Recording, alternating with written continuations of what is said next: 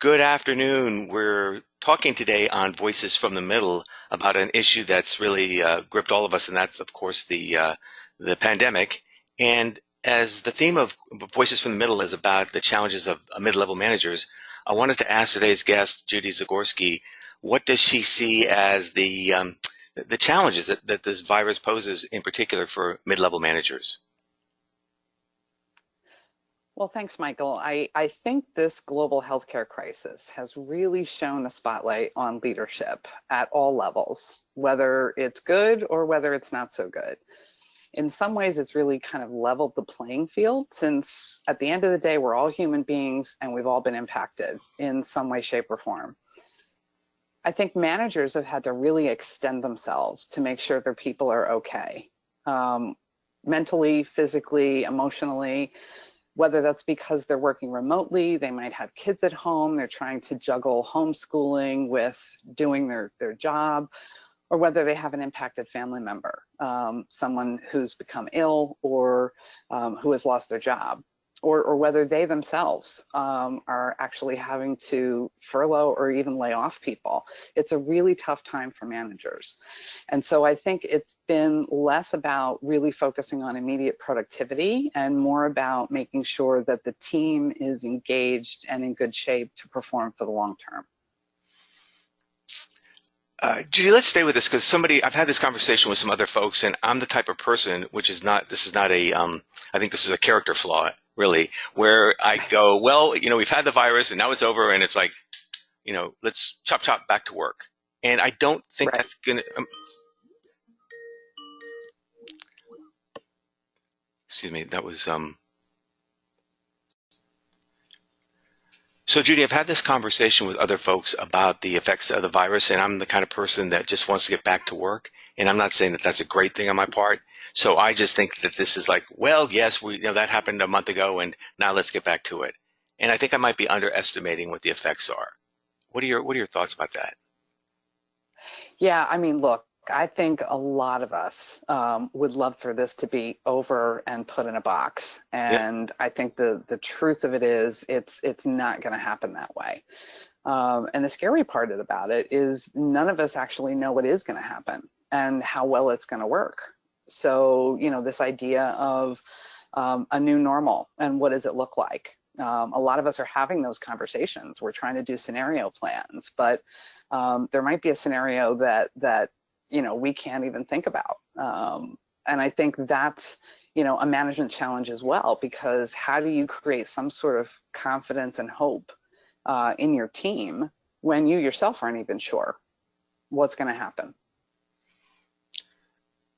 Fair enough, but when I hear that again, I'm if I want to be more task oriented, what can I expect in terms of getting people to take on new habits or slowly get back to work? How do you balance between the need for getting tasks done versus being sensitive to people?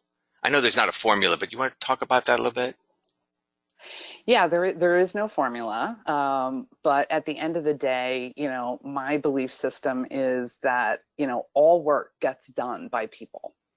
Sometimes we're interacting with data, we're interacting with machines, but at the end of the day, people are still the underlying raw material for everything that every company does. So, one of the things that organizations and managers need to be prepared for is how do they make people feel safe? It's become a big part of our job. This is not something that most of us thought about on a daily basis before.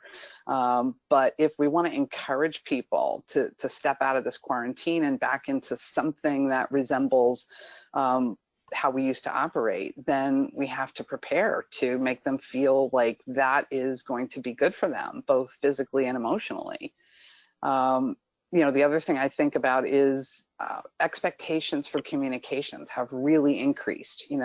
Most of us have been making really Herculean efforts to try to connect with people in our teams and in the broader organization on a regular basis. That is now the new normal. That's become an expectation. So we need to be prepared that we're not going to be able to, abandon that as we get back to work without physical distancing, I think. And there's a lot of studies out there that show that new habits take 30 to 60 days to form. So we've all been in this situation now for that time period. So we have new habits. Many industries have been able to function in a very different way during this quarantine. So, for example, I can see a number of people saying, well, wait a minute, if remote working worked and we're still producing, then why can't that be a standard option going forward? So I think those are some of the challenges that we have to be prepared for. I do think, though, that there has been an enormous spirit of coming together, both locally, within organizations, and on a global basis. And I really hope that that sense of community that's been developed, as well as this spirit of, all for one, can carry with us into this new normal. I think that will be very good for organizations and for the economy. Mhm.